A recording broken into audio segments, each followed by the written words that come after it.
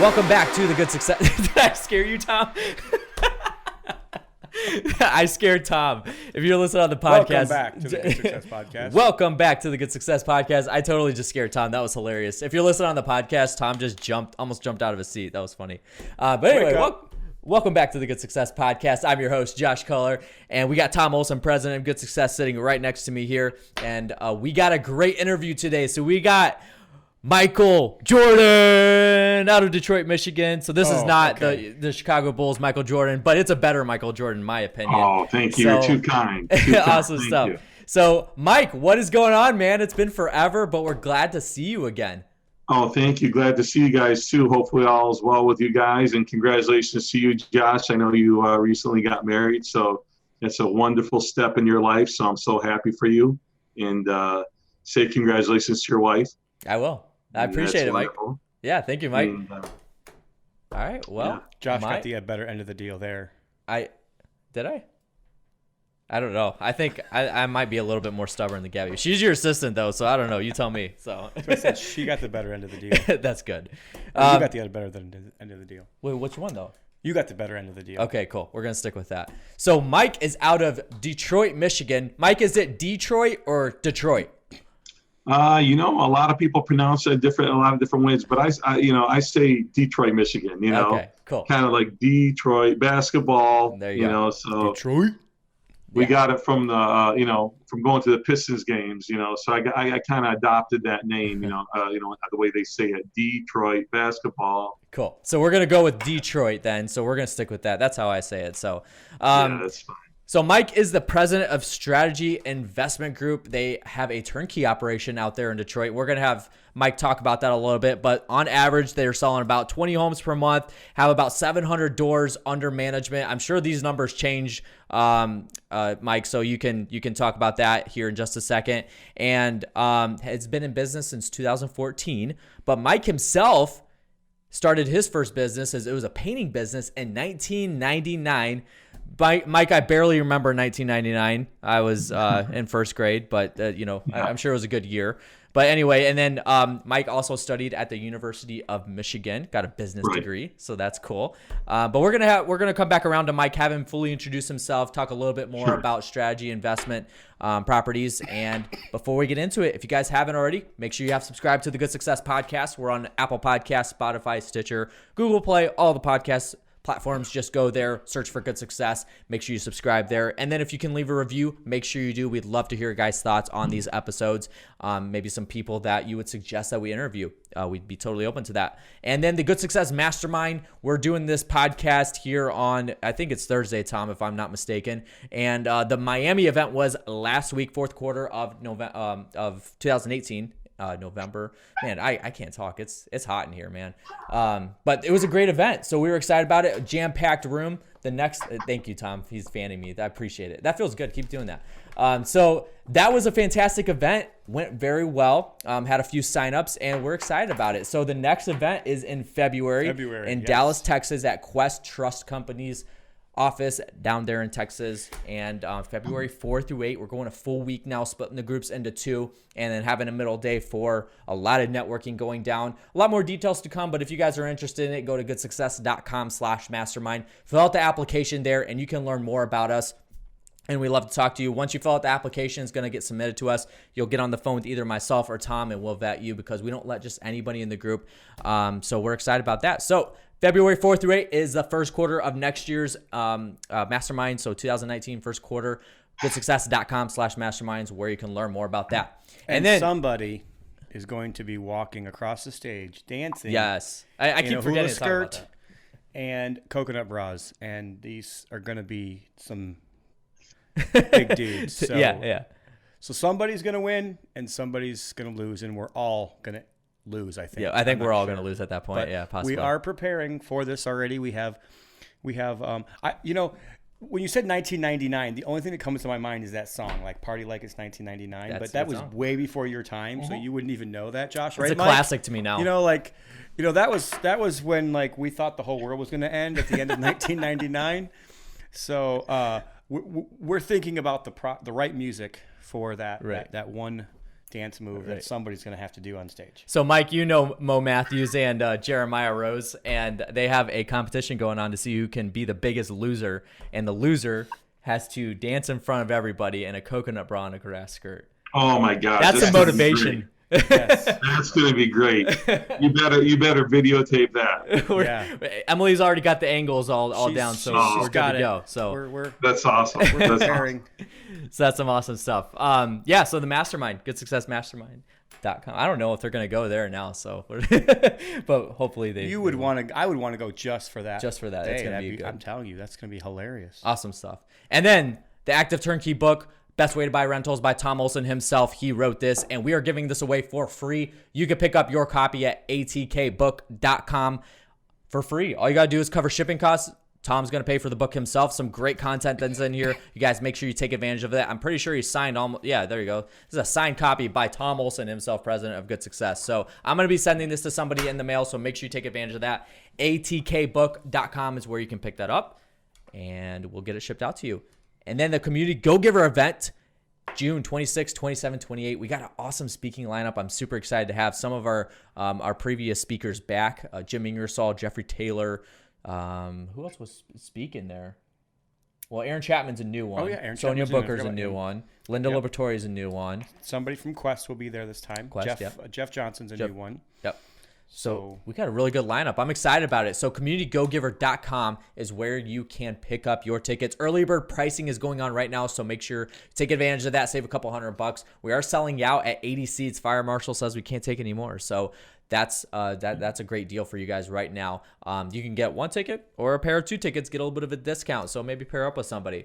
But take advantage of that, communitygogiver.com. More details about the rest of the speaking lineup and the agenda to come. So you guys make sure you be listening for that June 26, 27, 28 of 2019. So without further ado, let's get into the podcast with the real MJ, Michael Jordan, here in Detroit, Michigan. So, Mike, do us a favor for the people that don't know who you are. Introduction of who you are, what you do, how long you've been doing that. Well, thanks a lot for having me on here, Josh and Tom. I appreciate that. You guys are wonderful. A little introduction about myself. Our focus business is really has become more diversified, but our focus business has been being in the turnkey space. And we've diversified our company a lot, in the last, couple of years. And, we're mainly a turnkey operator. We produce approximately 20 homes a month. Some months a couple less, some months 2 or 3 more, So it's about 20 a month that our average is on our production. We manage about 800 to 900 doors now. I think we're getting close to 1,000. We pick up third-party clients outside of ourselves, so we vet them. So actually, Mark Jackson called us, so we're picking up some of his doors in Detroit. So that's another MJ. Yeah, that's another MJ. So so we try to provide the best service possible. We got good property management. We also have a construction division in-house, which does work not only for our property management company, our turnkey company, but also third-party investors that want to have work done. Recently we've built out a new brokerage that we're taking on typical listings when we go out there and do our off-market marketing, via mailers and calling and all the lists that we go after and the vacants.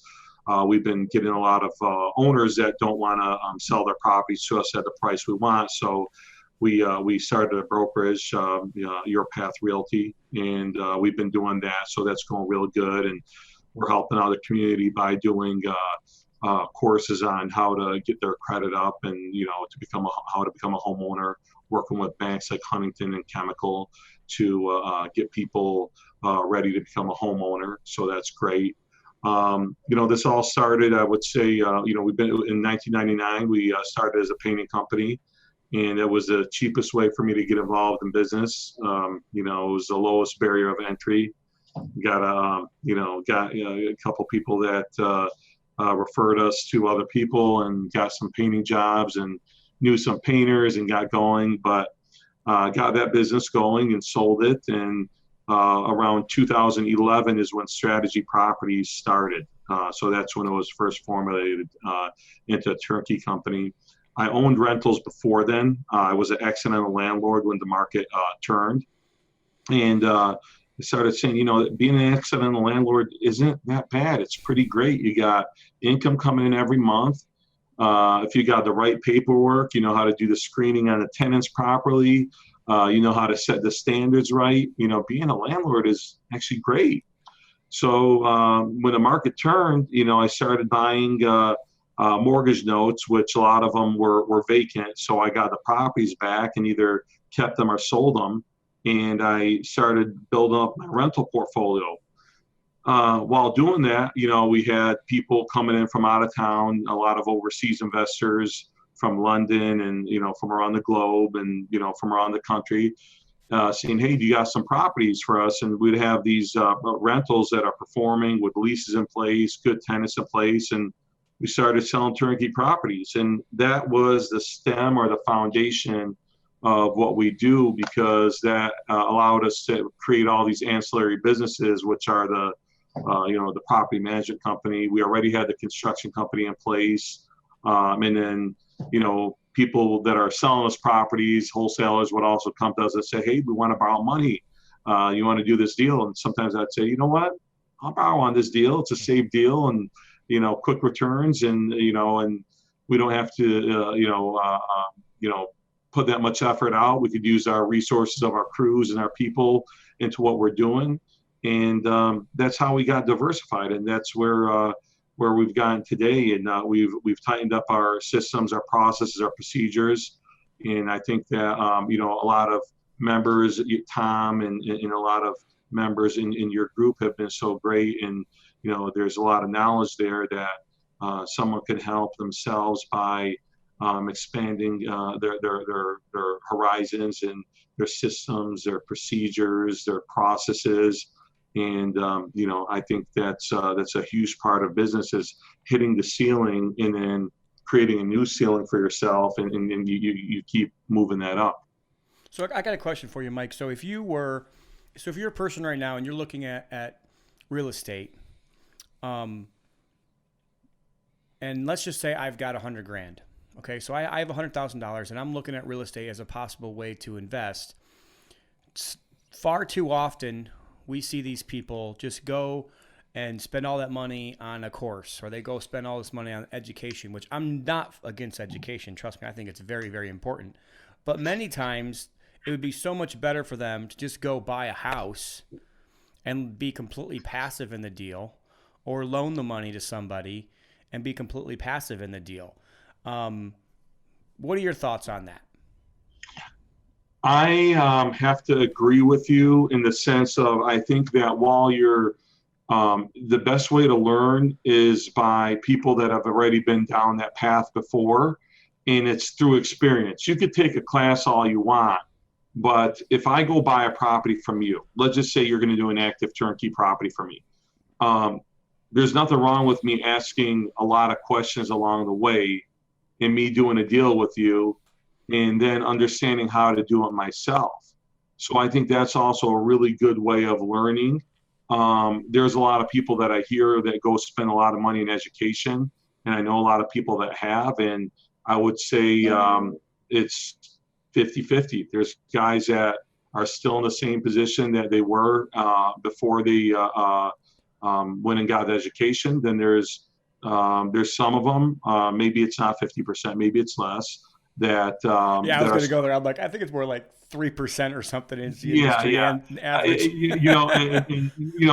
These are rough numbers. I'm real vague here. It could be 10%. It could be honestly, it depends who you go to, right? It really depends who you go to. If someone truly the educator truly cares about educating people and getting them to their peak.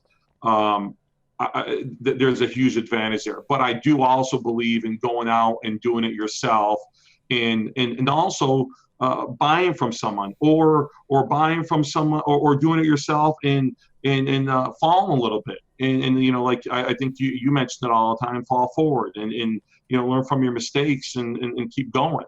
But, in my business today, I constantly find holes. So one of my jobs is, as a visionary for my company, is to find holes in my company and say, how do I plug those holes?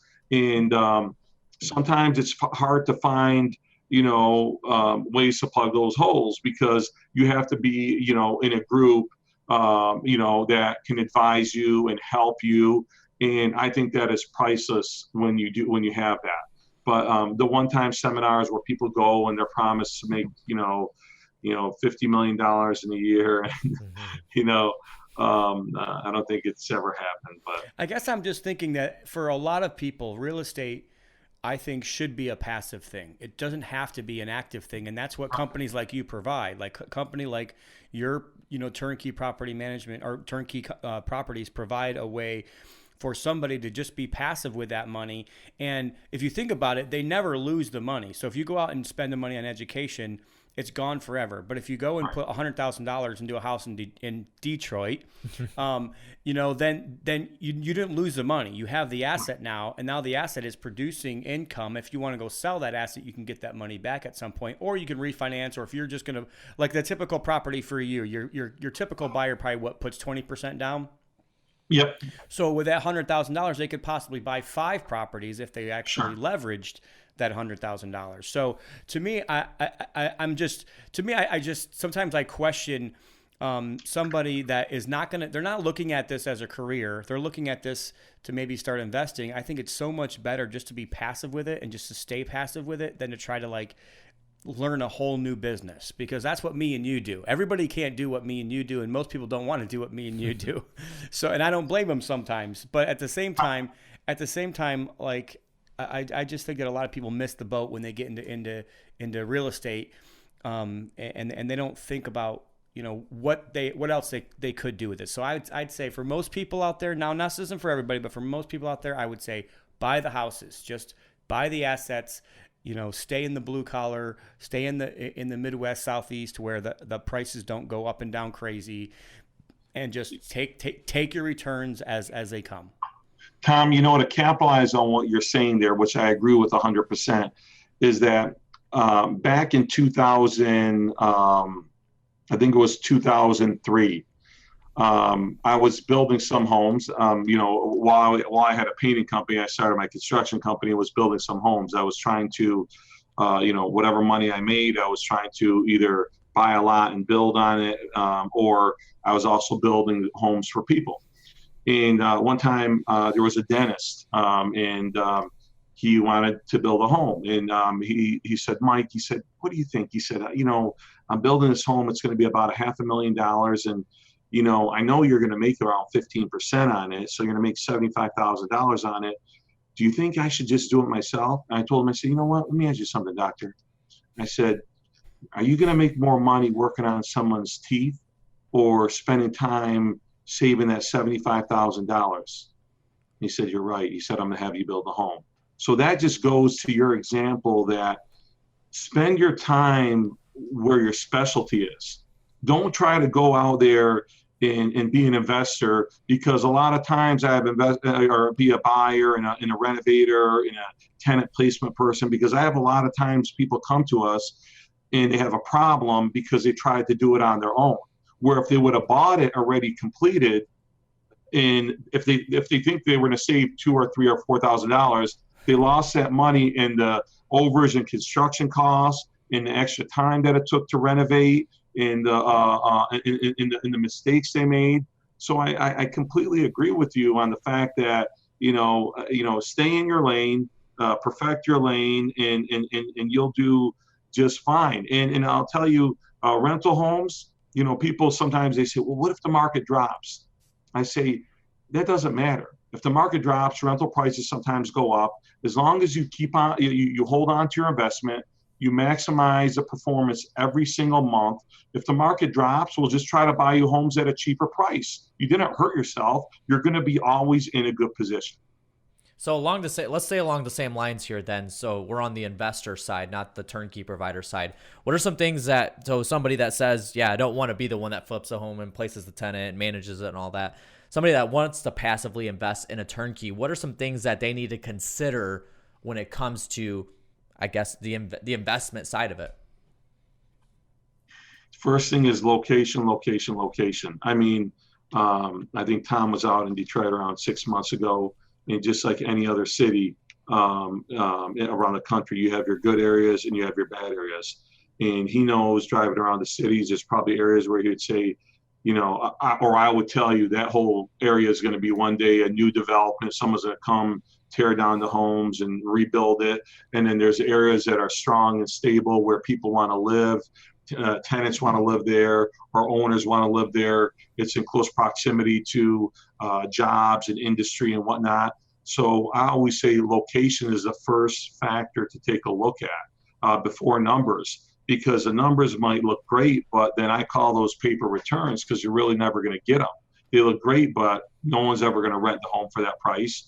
No one's. It's not going to be occupied always. The maintenance is going to be high. So be concerned about the location. That's the number one factor that I would look at. That's the first one, but there's many of them. Give me one more. Okay, I'll give you another one. I would say quality of renovation, because after the location, the quality of renovation is very important, because if you don't have a quality renovation, you're going to have tenants that are unhappy. You're going to have an unhappy city that doesn't give you a certificate of occupancy. You're not going to pass your lead inspection. You're going to have, like I mentioned, tenants that aren't going to pay. And then you're going to have an owner that you're managing for that isn't going to be happy. So it is very important, because I see a lot of this out there, and I know you guys do too. Homes that look great, they're marketed, they're a wonderful home, and they're only $69,000 and $1,000 rent per month, but it's got $25,000 deferred maintenance, $20,000 deferred maintenance. Well, that's not a good deal. Now, I'm not saying not to buy a home with deferred maintenance, because I buy homes with deferred maintenance, but I calculate for that deferred maintenance. I say, okay, this home is worth, $80,000. I'm just going to use that as an example. This home needs $20,000 in renovation. Okay, if the tenant moved out, well, I want to buy it for X, and I want to have the tenant staying there for as long as possible. And when the tenant moves out, I'm going to put that renovation into it. That's a good play, but not to sell it for, retail value with deferred maintenance. That's not doing anyone right. No one's going to be happy in that deal. Interesting. Yeah, the only thing I would add to that is I think the most important piece is property management. I will tell you, it doesn't matter if you have the right location and if you have the right renovation and you have everything else going for it. If you have bad property management, I mean, we get calls from investors at least several times a week that they're now starting to bring their properties over to us and ask us questions. Sure.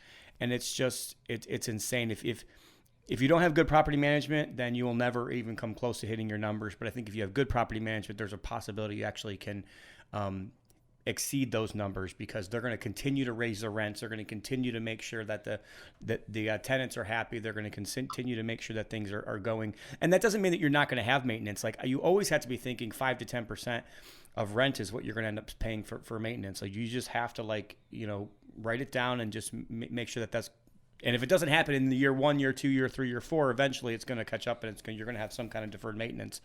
I 100% agree with that, Tom. But you've got to have property management. And the property management, you can't just have property management. It has to be good property management. People you can trust to be a good steward of your property. Absolutely. So to capitalize on that too, Josh, if you would have told me the top 3, I would have said those 3. And I always think location is huge, but you could arguably say property management's number 1, because if you have a property manager that has systems, policies, procedures, and ethics in place, that's huge.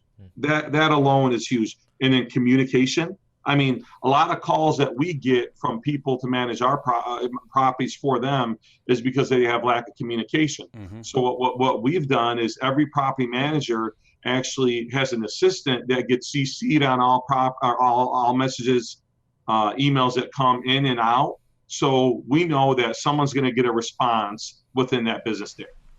That's interesting. That's a good tip for you property managers right there. So we're going to talk about property management here in just a second. Again, we're going to revisit that, but I want to talk about, location. So you're in the Detroit market. There's other turnkey markets in the Midwest. I mean, our market's a turnkey market. Memphis is a hotbed. So for Detroit specifically, I was skimming your website and you guys have a whole section of why Detroit. So for you, why is Detroit such a good market for turnkeys? Like, why should somebody invest in that market? I think that home prices have gone up a lot, but I think that there's a lot of bang for your buck here. I think that, you look at the returns around the country. We have, one of the better returns in the country, probably, for sure in the top 3 to 5, if not, in top 3.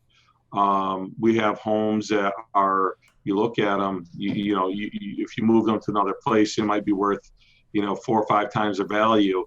You can get homes for $65,000, $70,000 that, produce a $900 income, up to $1,000 income. I look at it like there's a lot of industry, new construction going on with commercial buildings, job growth, a lot of big projects that, the private sector and the government is working on, and the unemployment rate. So there's jobs. So I look at it like, it's solid from all fronts, from not only the infrastructure of the homes and the availability of the homes that we have to really dig to find, but we do. But also the market is a stable and strong market. It's there's 10 million people in Michigan in Michigan. There's millions of people in Southeast Michigan. The rental market, we put a home on the market. We got multiple applications, within days that we choose from, and we have a certain criteria that we look at. So I look at those factors right there alone. It makes it a strong market. I mean, you're going to cover your debt service ratio if you get a loan on it. Well cover that. And it's a positive cash flowing asset after a loan, or if you do it in cash, it's even higher. I mean, depends on what's their desires. But that's why I love Detroit, and I just it's not just because I'm from here, but I know that I know the market, and I know if you know how to locate the right locations, renovate it, and properly manage the homes properly, you're going to have cash flow, and you're going to do really well over a course of time. And it's when I say a course of time, that no one could expect to buy a rental in 1 year and flip it. You got to be looking at long-term 5-10 year projections. Gotcha. So then let's focus on the business now. So turnkeys, you guys are acquiring the properties, then the construction, the renovation team is fixing it up, and then you're going to place the tenant, property manage it. So how does a company that has those 3 divisions, and you might have others as well that complement that, but how do you find, I mean, you guys almost have 1,000 doors in property management right now. How do you guys find the synergy? What are the biggest keys to finding the synergy to keep those companies all in line, all in check with each other, making sure you're all on the same page and communication's all there? So what are the biggest keys to making that happen?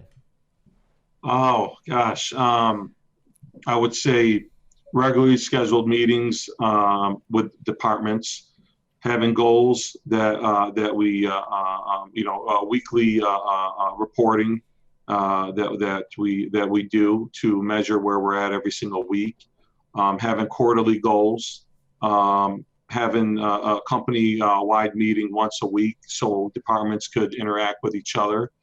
Having a open layout in our office helps a lot too. I mean, people could talk with each other right then and there.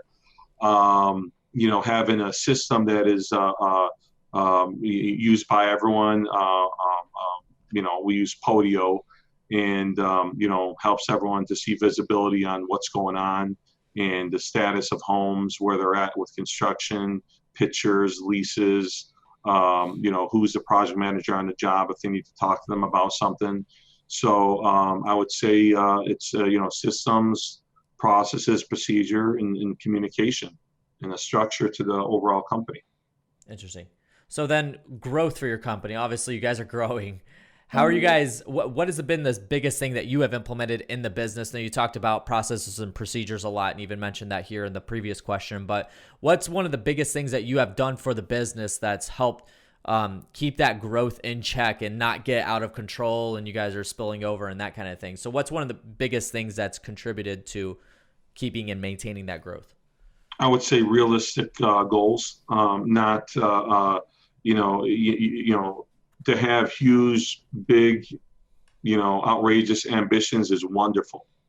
I'll tell anyone that's great, but take it in strides. The way to eat an elephant is one bite at a time. So I look at it like having realistic goals that you're meeting on a regular basis, and it's like climbing the ladder up. So I'm not going to get up to the 50th story with one step. It's going to be a step at a time. So I think that that's one of the things that I've implemented for myself, is been able to more focus myself on pertinent things that I can help with the business rather than be scattered. Also delegating duties to people who are responsible, respectable, capable, producers to handle those certain tasks of certain departments. That frees up my time to concentrate on things that I see that are imperative for us to keep growing.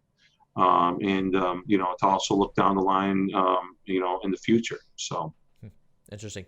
So then let's go to the acquisition side of the business. Now, obviously, you even mentioned that sometimes you'll acquire homes from investors that have their properties and they're not happy with their current property management company. So that's one method. But outside of that, what's like a very effective method that you guys have for acquiring properties to, I guess, put the property through the turnkey process and then essentially property manage it? Yeah, so I've talked to Tom's helped out a lot with that. We've talked to him about things in the past, which are sometimes such small things that help out so much. I don't know if you recall, Tom. We talked about one time, even the MLS. Like someone might say, "Oh, the MLS is dry." That's like saying I don't know, the glass is half empty. There's always opportunities, and it's the way you handle it. Yeah, when I went to Detroit, I was like, "Oh, look, there's properties right here on the MLS that look like good deals in good areas." Absolutely. So, Tom once mentioned, him and I had a conversation, and we were saying, "Hey, I said, Tom, what are your suggestions? Should we start mailing? Should we start doing this? Should we start doing that?" And he's like, "Well, hold on, let's slow down for a second. And let's talk about some things." And I respected the way he handled it, because he was like, "What are you doing now?" He's like, "Okay, you're writing offers. Are you following up with them? Do you see if they go back on the market? Do you build a relationship with that agent? Do you know everyone that in your area that is a mover and shaker as far as a realtor, a wholesaler, a bird dog, whatever you want to call them? Do you have relationships with them? What's your pipeline like? What is your follow-up methods?" That alone right there can increase your income in properties probably by 25% just by doing things like that. But we use the MLS, of course. We always will. I mean, anyone that says they don't use the MLS, I know some people in some markets are like, "We just don't use the MLS." I got it. I understand. Maybe some people in Dallas, Texas, they say it's not there. I haven't seen it. I don't know. But, in Michigan, you can still use the MLS.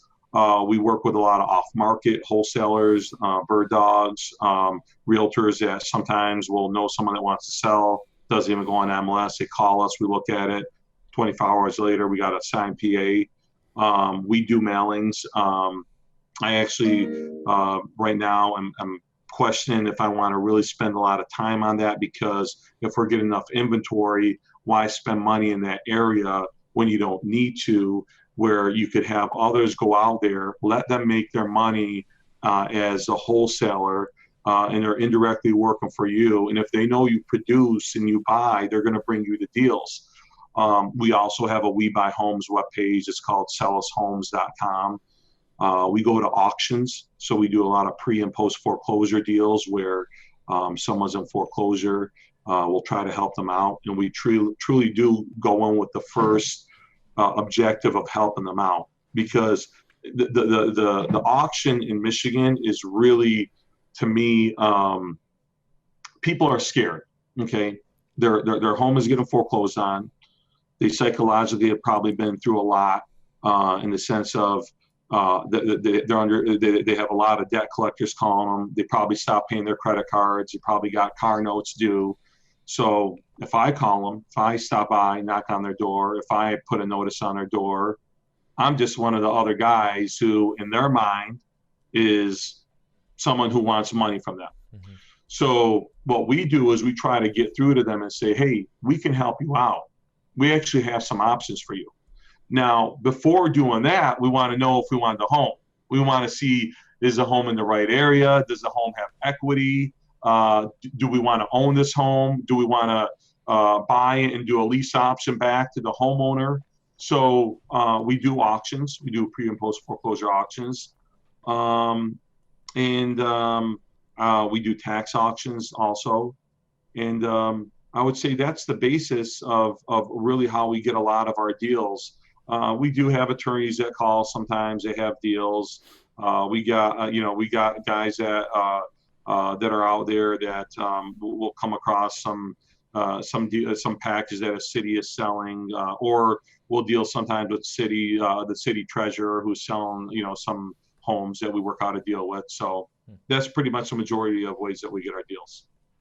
Interesting. Get all the free deals first before you start paying for leads. Exactly. Yeah. Exactly. Why not? That's the right way to do it as an investor.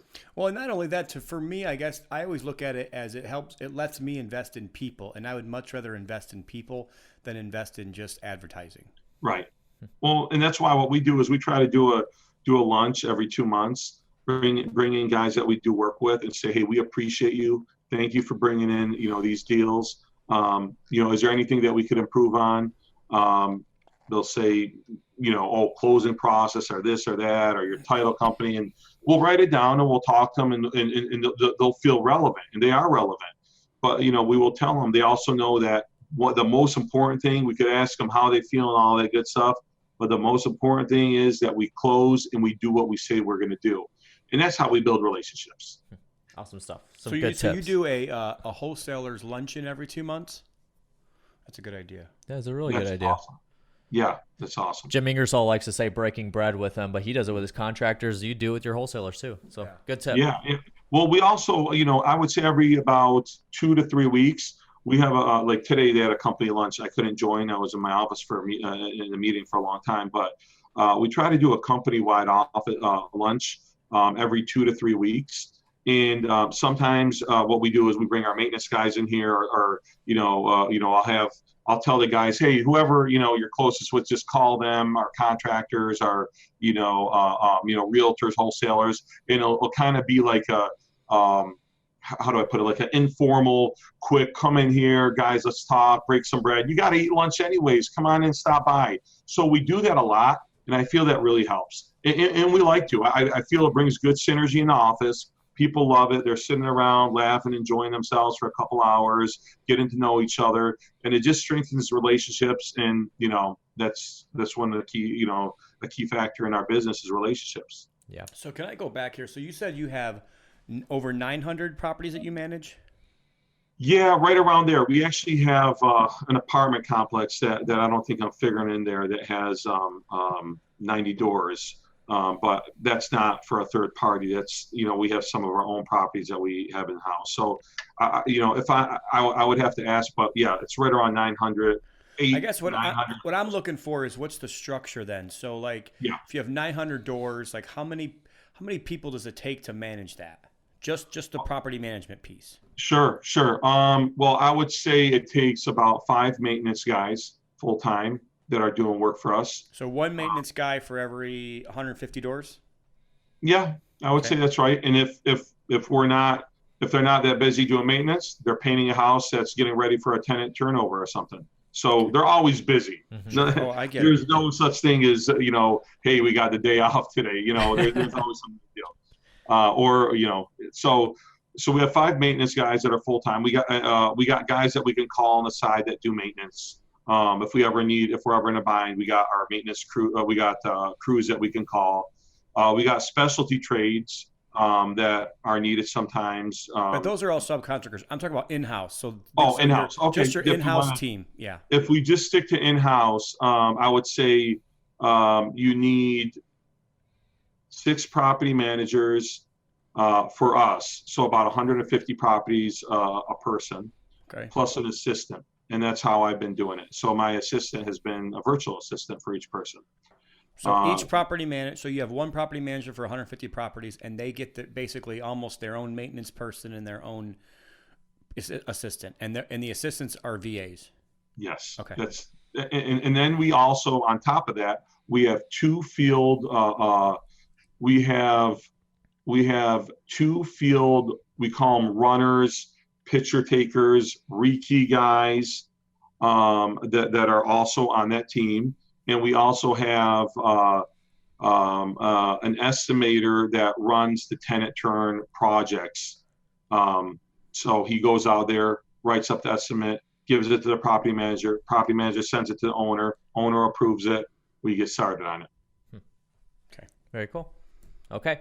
And then staying along the same lines, I got one more question here, and then we're going to wrap this up because this has been a very good podcast. Got a lot of nuggets out of here, but we're running out of time. Man, I wish we had so much more time. Staying along the lines of property management, what are some things you've mentioned it 1 or 2 times? Maximizing cash flow for the property.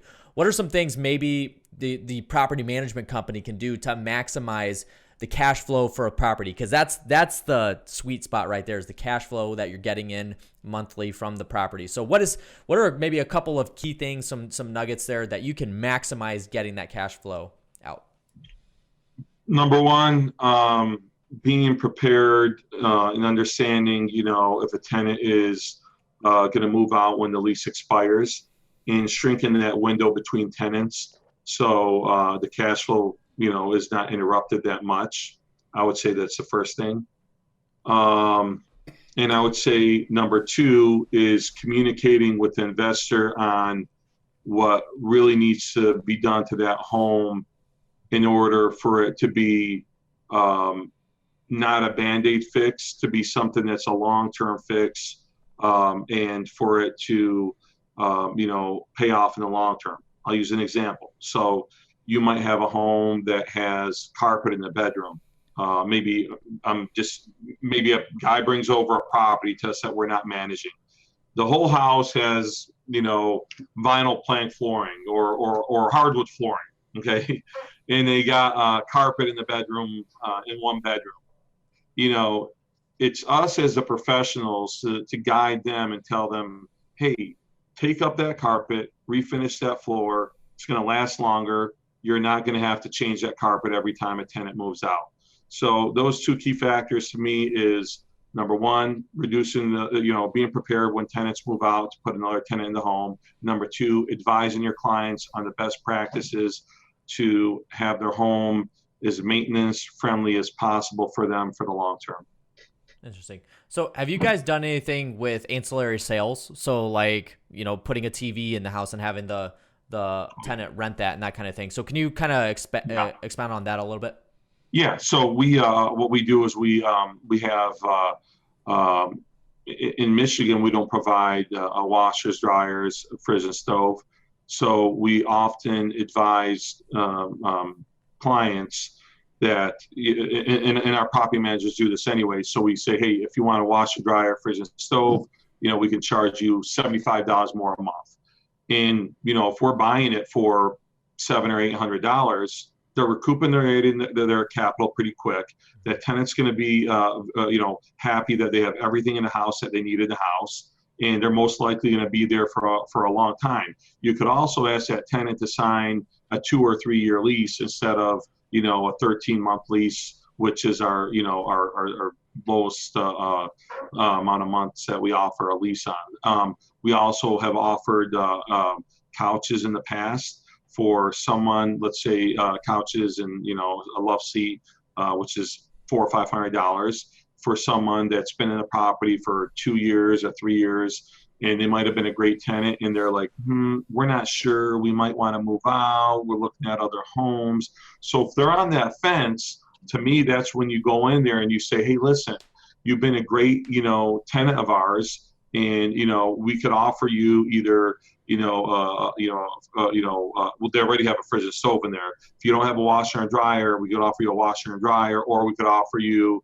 a sofa and a love seat, or a TV. I mean, they most likely have a sofa and a love seat. We could offer you another TV, but we'll offer them something to try to keep them in the home. And to me, that's our duty as a property manager, to try to maximize our clients' money. So those are little things that we do, and little nuggets that as a property manager, I think are really smart, and it pays off for the client, big time over time. Yeah, we've done two things that I think are huge for us. And the first one is offering a lower security deposit, which sounds like, why are you doing that? But our typical rents in our area are $1,200 to $1,300. So if somebody wants to rent one of our properties, they got to come up with $2,500 plus move, and pretty much every time. So we'll offer them $600, but now they're going to pay $50 more a month in rent. Well, guess what? At the end of the day, that owner makes a whole lot more money, and that money now belongs to the owner. It doesn't belong to the tenant, because the security deposit belongs to the tenant. So after 1 year, you've already recouped all the money that you didn't get for the security deposit. And by the way, it belongs to the owner. We've also put granite countertops in most of our rentals. And I'll tell you, for us, like, we get at least $50 to $75 more for rent. And that's like a $600 to $800 extra versus Formica in ours. So to me, it's like, you're 80% return on your money. It's not even worth thinking about. Tom, we do the same thing, granite countertop in all our homes. And we're paying, we got a very good granite supplier who gives us a great price. We're not paying that much more, right, and you will get $50 more a month. But I was going to mention, and they rent quicker. So they rent quicker. But I was going to mention on your first point, when you're done, I was going to say, Tom, I can't do that. I have to take the security deposit, 1.5 months security deposit. But I love the way that you do it. That's actually a smart way to do it.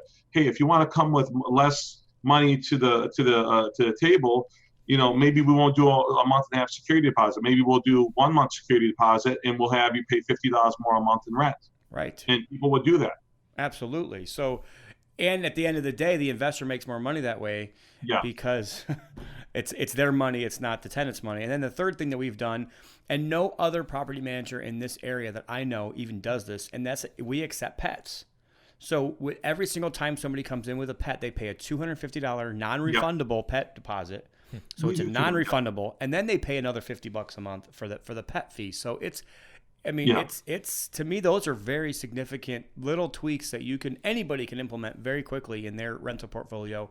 And I think everybody should be considering it, but I'm glad that nobody else in this area does, because we're the only people that do these three things. Sure. Yeah. No, those are great. We do the pets also. And I like the tip that you mentioned on the security deposit. Very smart. Puts more money in people's pocket now, and they can pay it over time. Boom. There you go. And it gives an opportunity for a tenant to be able to get in there without. Right. So now they only have to come up with $1,800 to get into property instead of $2,500. So. Yeah, absolutely. Awesome stuff. All right. Well, we're going to have to wind this down. It's been a great interview, Mike. We appreciate you jumping on. But appreciate you guys having me. Yes, Thanks, sir. Mike. We got 2 more questions for you that we ask everybody that we interview. So excited to hear what this is all about. So, Mike, you've known us for a couple of years now. I'm not sure how you met Tom, but I met you first when you came and visited us back in June of last year. And so you know us very well. You kind of know our mission. So when you hear the term good success, so just the good success, what's the first thing that comes to your mind? What do you think about when you hear the term good success? Having success the proper way. That's what I would say. Awesome. Very good. Awesome. That's what we established. Perfect. Awesome. And then one more thing here. The message is getting out. It's getting to, it's sticking like glue. Perfect.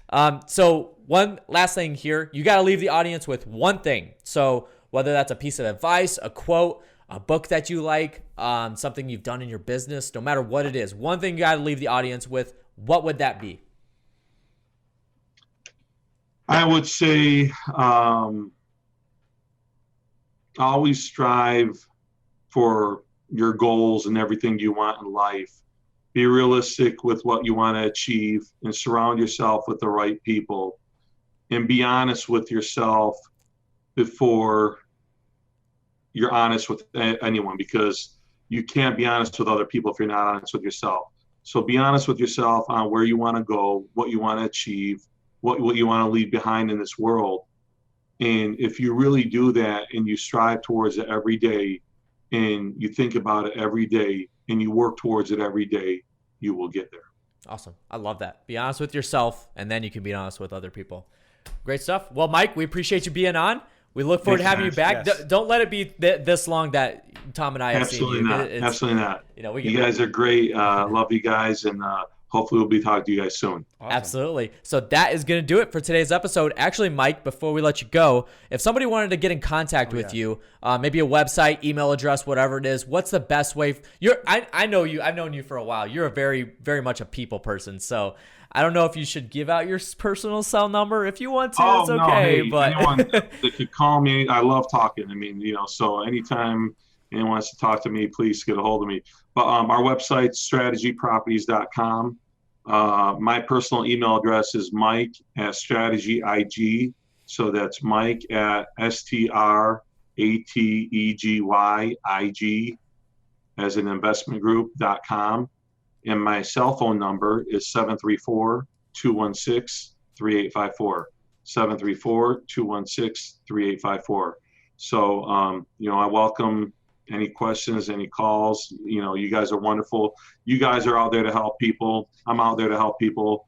I always hear Tom, talk about, be a conduit, not a bucket. And, I think that's very important. You build relationships that way. You help people that way. Sometimes, I think about it myself. There's advice I need, and sometimes in a certain segment, and you need to talk to someone. So I also want to be that person that if someone needs something, I can honestly give them what I know. Awesome. I love that. That's awesome. We definitely appreciate you doing that. If you guys are listening, Mike is one of the most down-to-earth people that you're ever going to meet or talk to. So we definitely appreciate you doing that, Mike. Thank you very much. I appreciate it, guys. I really appreciate your time. Have a wonderful Thanksgiving. That's coming up. Yes, sir. Christmas is coming up soon. So Merry Christmas. Happy New Year. I mean, I can't believe I'm saying that already, but, I am. So it's exciting. It's come by too quick. But that's going to do it for today's episode. We appreciate you guys jumping on. We're going to have Mike back soon at some point. I was telling Tom, I can't believe this is the first time that we've had Mike on the podcast. So we'll have him back pretty soon. Absolutely. And I'm going to tell you guys how some of the things that Tom just suggested worked out, and I'm sure they're going to be great. Awesome stuff. We'll report back. Very cool. Absolutely. All right. So that's going to do it. So if you guys haven't already, make sure you have subscribed to the Good Success Podcast. We're on Apple Podcasts, Spotify, Stitcher, all the podcast platforms. Just go there, search Good Success. You will find us there. And then leave us a review if you're able to. The Good Success Mastermind, the next event is February 4 through 8 in Dallas, Texas at Quest Trust Company's office down there. So if you guys want to learn more about it, go to goodsuccess.com/mastermind. You guys can check us out there. Fill out the application, and then you'll jump on a phone with either myself or Tom, and we'll go from there. And then the Active Turnkey book, the best way to buy rentals. You can pick up your free copy at atkbook.com. Tom's paying for the book. All you guys got to do is cover shipping and handling costs, and we'll get that sent out to you. And this one's signed. So Tom actually signed this one, so you guys can get your signed copy. Take advantage of that. One more time, that's atkbook.com is where you can pick that up. And then the Community Go Giver event, early bird pricing is going on right now. CommunityGoGiver.com is where you can pick up your tickets. The next event is June 26, 27, 28. We'll have further details coming out pretty soon once we get all the agendas and everything completely nailed down. But Tom even mentioned some of the speakers that we have lined up for this next event. It's going to be a great one. So save a couple $100 early bird pricing, CommunityGoGiver.com. That's going to do it for today's episode. We appreciate you jumping on. Remember to be a conduit and not a bucket. Work to have to give. We'll catch you guys on the next one.